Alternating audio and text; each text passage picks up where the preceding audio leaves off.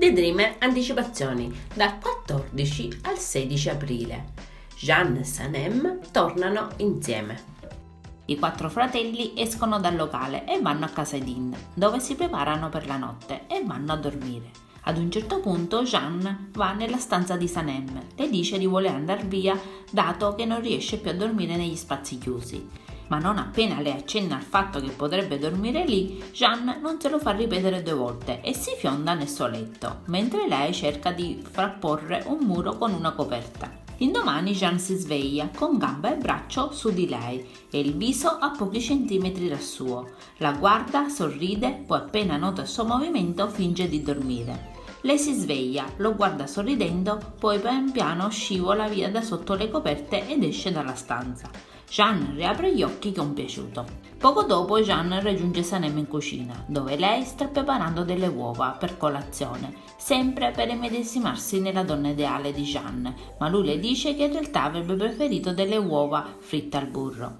Jeanne e Sanem tornano alla fattoria dove si tiene il consueto tavolo di lavoro, oggi tra Jeanne, Sanem ed Hélène. Poco distante arriva Igit, al quale è caduto il bastone sotto l'auto. Mentre cerca di recuperarlo giunge anche Yuma, che lo saluta e si avvia al tavolo di lavoro. Giunta lì saluta il figlio e chiama pure Sanem cara, tant'è che la ragazza rimane incredula. Anche Git li raggiunge perché vuole parlare con Sanem del suo nuovo libro, ma la ragazza intende aspettare perché vuole parlare della questione delle creme con Bulut. Sanem gli dice che per sistemare la questione delle creme ci vuole molto tempo e non riesce a concentrarsi sul libro. Jeanne e Sanem si recano in città per incontrare Jamal, il complice di Git, autore della prima denuncia. Yuma si aggrega a loro per un passaggio. Mentre sono nell'auto, Yuma pensa che Git abbia fatto qualcosa alla macchina di Jeanne e vorrebbe che lui la portasse a far vedere, non riuscendo ovviamente a giustificare questa sua necessità.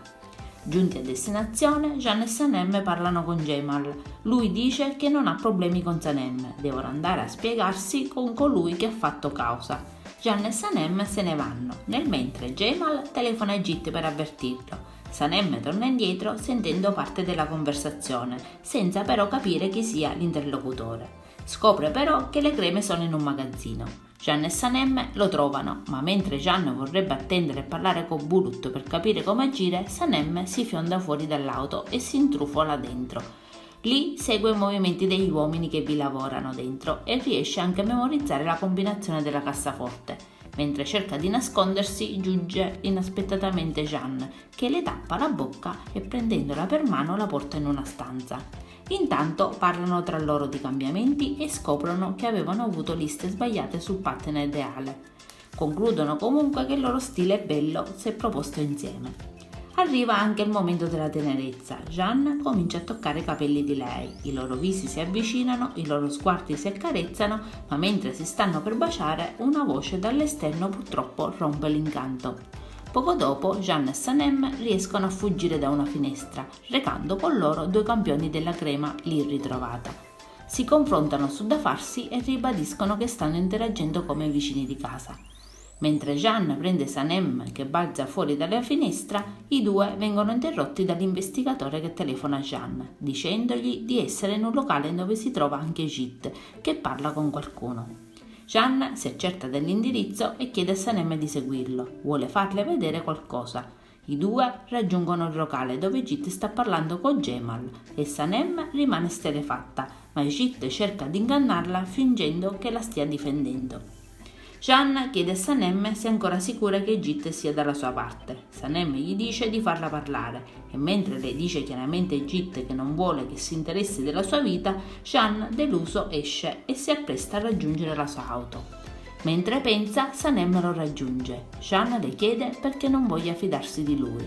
Jeanne dice che la sua felicità e i suoi problemi sono anche i suoi. Le chiede cosa vuole che faccia e Sanem risponde che non deve andarsene di nuovo. Allora Jeanne le chiede cosa voglia e Sanem gli risponde con un dolce ma deciso bacio sulla bocca. In breve, Sanem realizza di aver baciato il suo vicino di casa e si scusa immediatamente, ma Jeanne le dice che non c'è nulla per cui essere dispiaciuta. Sanem afferma che probabilmente si è trattata di un colpo di sole, non è quel tipo di ragazza. Sanem fugge alla fattoria e Meriban la trova a parlare da sola con lo spaventapasseri. La ragazza poi si avvicina al gruppo di amici e nella sua confusione emotiva Sanem dice che si sono baciati e che però dimenticheranno. Tutti rimangono sorpresi, così Sanem si affretta ad aggiustare la cosa senza rivelare nulla. Sanem riceve una lettera da Igit nel quale si scusa di tutto, le augura di essere felice e le comunica che tornerà in Canada. In più, come regalo di scuse per lei, le comunica di aver ceduto i diritti del suo libro a una casa editrice americana. Alla fattoria intanto Sanem è preoccupata perché non riesce a rintracciare Jeanne e chiede se qualcuno sappia dove si trovi.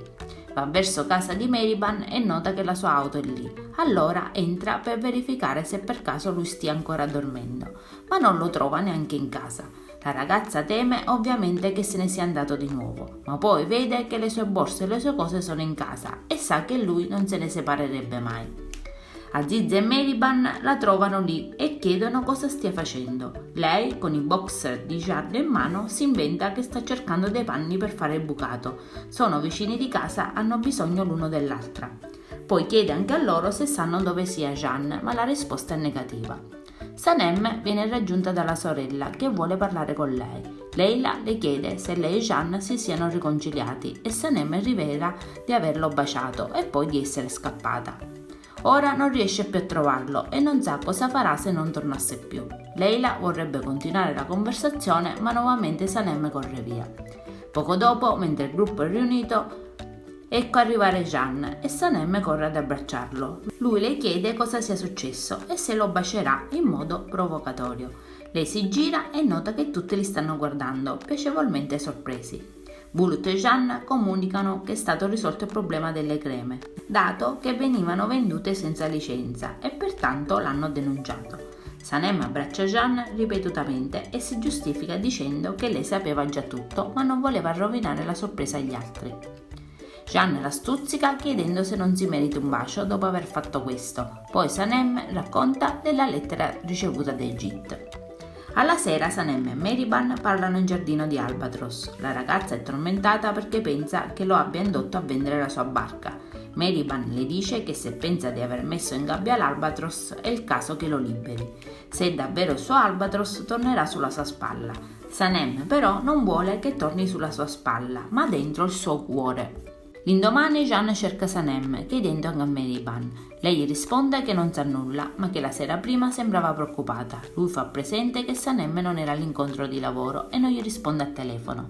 Intanto in drogheria, mentre tutti i clienti comprano cose dolci, torna Mekibè, avvisata da Leila della salute del marito e della sua continua ricerca di cose dolci. La donna gli dice che ha bisogno di tutti questi dolci perché ha sentito la sua mancanza. Jeanne è preoccupato per l'assenza di Sanem. Lui si confida con Emirre, ma Emirre è sicuro che lei non se ne sia andata e che il suo non è stato un bacio d'addio. Il fratello gli dice che forse gli eventi stanno correndo troppo e per Sanem è ancora presto, dopo l'anno difficile appena trascorso. Jeanne è sicuro che qualsiasi decisione stia prendendo sarà quella giusta. I due fratelli vengono interrotti da Gégé, Muso ed Eren, che fanno dirigere Jeanne verso la spiaggia. Lì ad attenderlo c'è la sua vecchia barca che Sanem ha ricomprato grazie all'anticipo degli editori americani. I due ragazzi parlano da soli e Jeanne le dice di non poter accettare questo regalo. Ora non ha bisogno della barca. Sanem gli dice che la barca è la sua libertà, la sua anima e che non vuole che si senta in gabbia per lei. Più tardi Sanem è in giardino a scrivere il suo libro e Jeanne la osserva a lungo dal terrazzo. Le chiede se la stia interrompendo e lei risponde che lo fa sempre. Jeanne ne deduce che allora è sempre nei suoi pensieri. Sanem gli chiede se abbia deciso in merito alla barca. Lui risponde che accetterà, non vuole farla arrabbiare e la ama davvero tanto. Adesso non ci resta che guardare l'episodio. Io vi saluto e vi aspetto al prossimo video. Bye bye!